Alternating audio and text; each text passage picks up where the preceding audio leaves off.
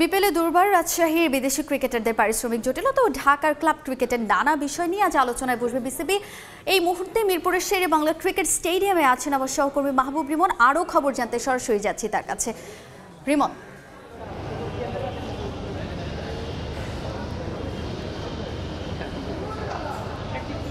শুধুমাত্র মাঠের ক্রিকেট নয়, মাঠের বাইরেও কিন্তু আজ একটা ব্যস্ত দিন অপেক্ষা করছে। যদি বলি বিপিএলের দুটো ম্যাচ তো আছেই, সেই সঙ্গে বিসিবিরও ব্যস্ততা রয়েছে।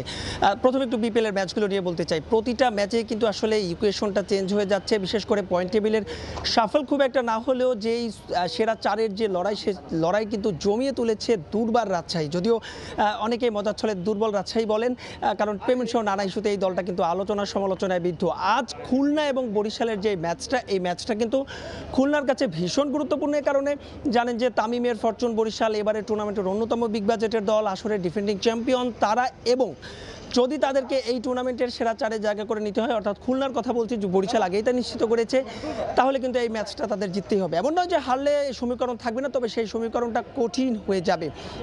তবে দর্শকদের যদি একটু কথা বলি, আমরা যেমনটা দেখেছিলাম ঢাকায় যখন শুরু হয়েছে, এরপরে সিলেট হয়ে চট্টগ্রাম, সর্বত্র কিন্তু উপচে পড়া দর্শক দেখেছিলাম। সে দর্শক উন্মাদনে কিন্তু অনেকটাই ভাটা। আজও কিন্তু একেবারে ঢাকা শূন্য গ্যালারি সব মিলিয়ে হয়তো বা 1000-2000 দর্শক এখন পর্যন্ত স্টেডিয়ামে প্রবেশ করছে। এর কারণ মূলত দুটো।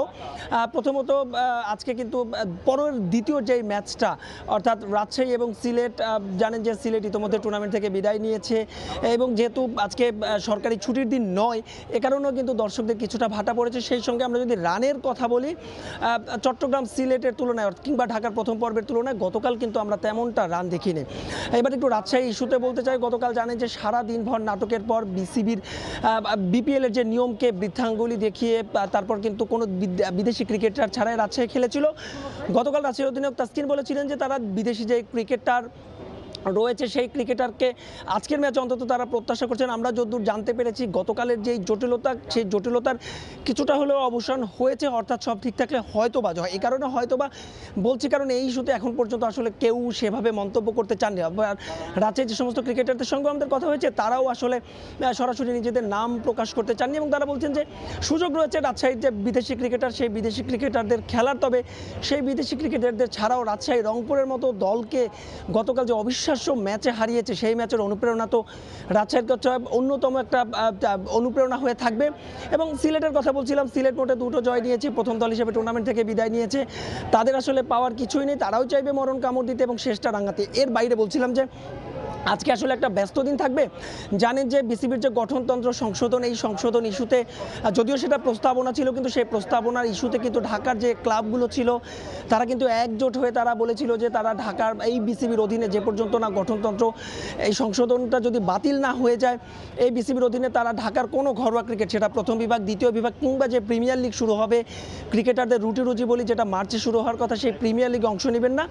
পরবর্তীতে বিসিবির যে সবশেষ বোর্ড সভা ছিল গেল পরশুদিন, সেই বোর্ড সভায় কিন্তু একটা সিদ্ধান্ত আসে যে গঠনতন্ত্র তারা প্রস্তাবনা করেছিল, সেই গঠনতন্ত্র প্রস্তাবনা থেকে তারা সরে এসেছে, অর্থাৎ ক্লাবগুলোর দাবি কিন্তু মেনে নেওয়া হয়েছে। এবং ক্লাবগুলো কিন্তু আজ বিকেল 3টার সময়, অর্থাৎ ঘন্টা দুয়েক পরে বিসিবির সভাপতি সহ যারা বোর্ডের কর্মকর্তা রয়েছেন তাদের সঙ্গে একটা বৈঠকে বসবেন। সেখান থেকে হয়তো বা প্রথম বিভাগে এবং প্রিমিয়ারের পরবর্তী তারিখের ঘোষণা আসবে। তো এই ছিল আমার কাছে ক্রিকেট এবং ক্রিকেটের বাইরে এবং বিপিএলের সবশেষ আপডেট মিরপুর থেকে।